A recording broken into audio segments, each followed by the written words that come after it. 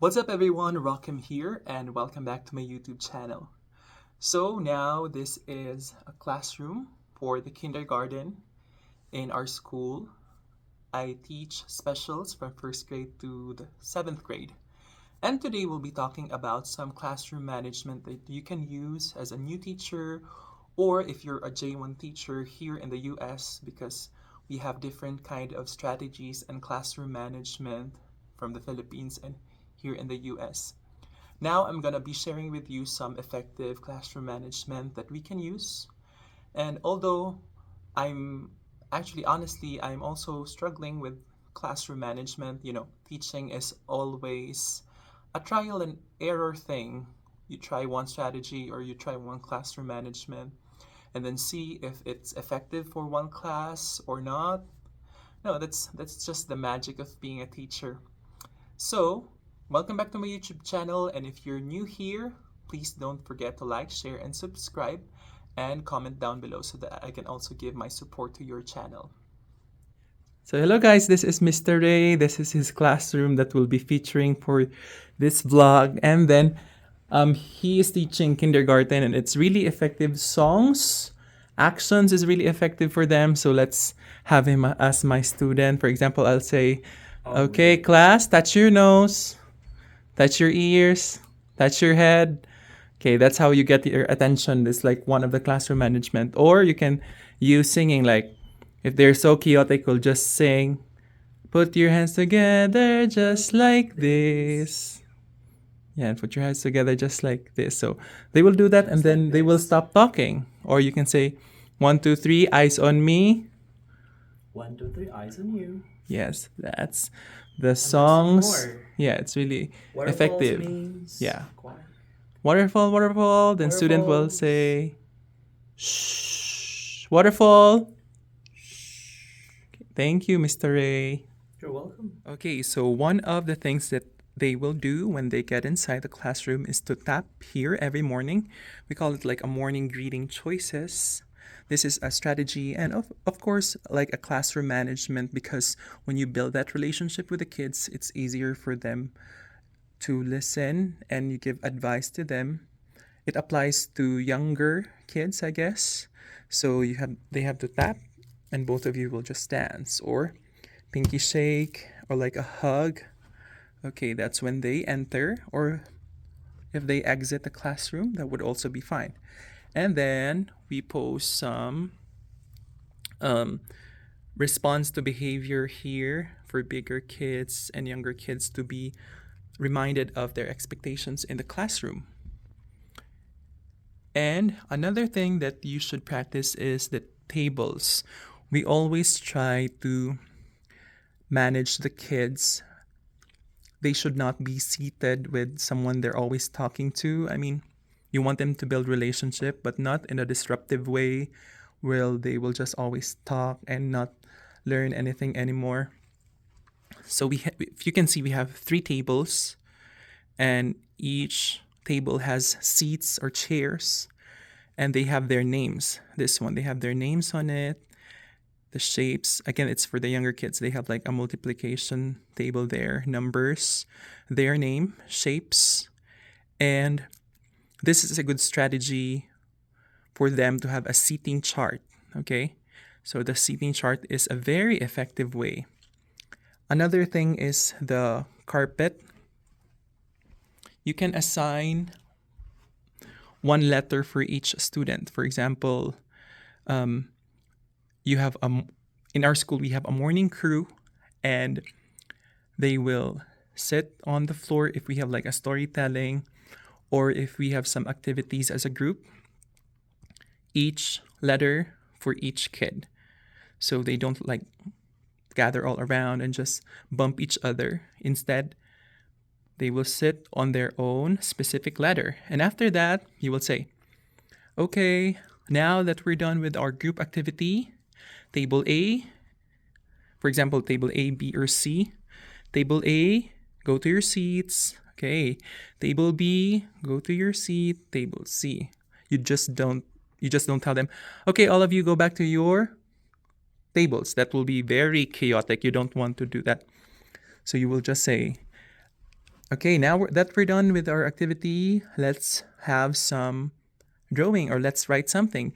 Table A, go back to your seats. Table B, and now table C. That's a really good strategy. And this one also here, let's say on the board, we want to put tables. This is also effective for bigger kids. Or you can write any names like table flower or table fun, or like if they want Harry Potter character tables or any themed table that you want there, especially for the bigger kids. You give points to those who are cleaning up. Like, look at table A. Table A has a really clean table. 1 point for table A for today.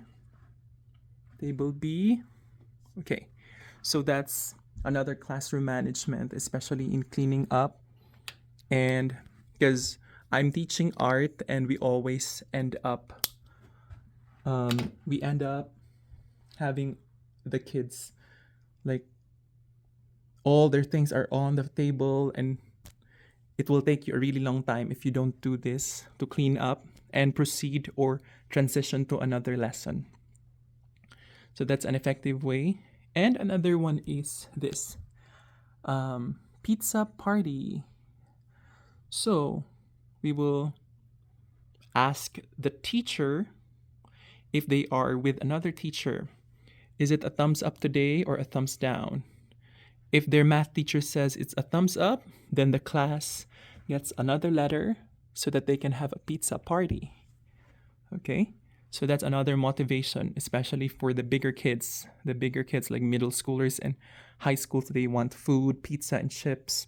So you can put that as a motivation. It's another classroom management because they get motivated and they work as a team to achieve the party. And then to avoid chaos in class, we also have these. One for each kid, like a pencil case with scissors, erasers, and crayons on it. So when we have activities, we can just say, table A, get your pencil case. Table B, students from table B, get your pencil case. Okay, so they know where they'll get it. They will like, where's my pencil? Where's my pencil? Where's the eraser? It was like this and like that. That's another chaos. So that's another classroom management activity. Strategy. And we can see here in the classroom hand signals, which is really effective, especially for the younger kids. Question, thinking, answer, wonder, agree, disagree, water, bathroom. So that's really a good strategy. They would say, I want to go to the restroom, I need water, I need like this and like that, and this and that, and it creates so much noise. So having hand signals creates a really good classroom management too. And setting your expectations, practice. Classroom management takes a lot of practice, especially in the first months of the class. You have to really do it every day, and then you have to stop if they're not following. You have to we have to transition. We have to do this. We have to stop, sit down, reflect. What are we doing in class? So it's always redirecting them and then going back and forth until they are already practicing it, and until that habit until that practice becomes a habit, which is really good. When it becomes a habit, it's easier for them. It's like nature. It's like second nature for them. And then we have voice levels. Okay, so you don't keep quiet, it's so noisy. No, you just have to do this, just point on it. We're so loud, so you can just tap on it. Table talk, outside voice. Okay, and another strategy for lining up when we go to recess or we go outside, from or transition from one lesson to the other and go outside is to have this. Okay, one should always be one should not be paired to a student. For two is good and all the other numbers so that they can line up when going out. But every morning we have to have like the popsicle stick thing. You can also use the popsicles in when they want to present, when they want to recite, or we call it like recitation. When we have recitation, you can just where's the I can't find the popsicle sticks here. Okay, so just imagine these are popsicle sticks. Okay, so we have the popsicle sticks and we need an answer from them. They don't, ma'am, me. It was just, me. So instead of that, it's just like, okay, can you give me an idea of what we learned yesterday? Expo, can you give us an idea of what we learned yesterday? Okay, so that is another classroom management idea. And then we also have a line leader every day. The line leader should be in number 1. So every morning in crew, you can just say, our line leader for today is Expo. So Expo will lead the class until the afternoon during recess, during transitioning to another subject. Okay, so that's very helpful because everybody, especially the younger kids, everyone wants to be the line leader. So you can just choose it in your popsicle sticks or like name sticks, and that will help them, understand that if it's not their turn, then they have to wait for their turn on the next day. And then if you have this, for example, Expo was done with being a line leader or was able to give his or her answer, then you have to like put it aside so that other students will have a chance to be the line leader or be the presenter, or will give their own answers. Okay, thank you. So what else do I have here? This one, cubbies. After they are doing their activities, because I'm teaching art, and they were like, I wanna bring this home. I wanna bring this project home. If they wanna hang it up, but most of the time they just wanna bring it home. Just like what we did during the Halloween activity, like this one.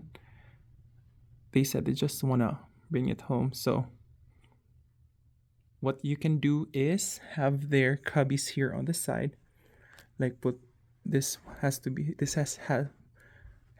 have a name on it. This is for Aiden. This is for Rush, for example. This is for Tina. Okay, so some of them have their projects there. And then during the afternoon before going home, you will just say, okay, class, we're going home now. Pick up the projects on your cubbies and put it on your backpack. So, like this. So they make sure that they are able to give it to their parents. The younger kids really want to bring their projects and activities at home and show it to their parents. Okay? So, what else do I have here? Oh, we have tickets. We have tickets here. If they were able to practice this one, like tickets, like if you're being a good kid, you're being respectful, you get one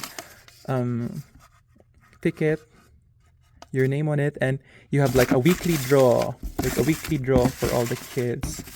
This is very effective too in motivating those kids who are, struggling and challenging. And then 1 week, this kid, okay, we have here Tina, you win a pack of pencils, or you get a sticker, or you get food. Okay, so that's another strategy. And then you can also bring, like, literally, you can bring stickers. I have stickers that I buy in Shein. This like stickers they can put it in their notebooks. It's like I give it to them as another motivation and classroom management strategy. So they're excited to get stickers and collect stickers. Okay, so I think that's most of what I can think of right now. Thank you for your time in watching and listening to some of the classroom management strategies that we have. It's all about just reminding the students and their expectations, especially working or having the class outside. It's really challenging. I'm also a PE teacher, art. I do specials, so PE is always a struggle. You always have to gather them around and ask them the expectations. What are we expected to do? Are we pushing each other outside like that? Always a constant redirection for them to be able to have fun and be safe at the same time. You can take your time to take down notes, search on the internet, and just think positively and build that relationship. I think building the relationship with the kids is really the most important thing with classroom management. So thank you for watching, and please don't forget to like, share, subscribe, and comment down below so that I can also give my support to your channel. Bye!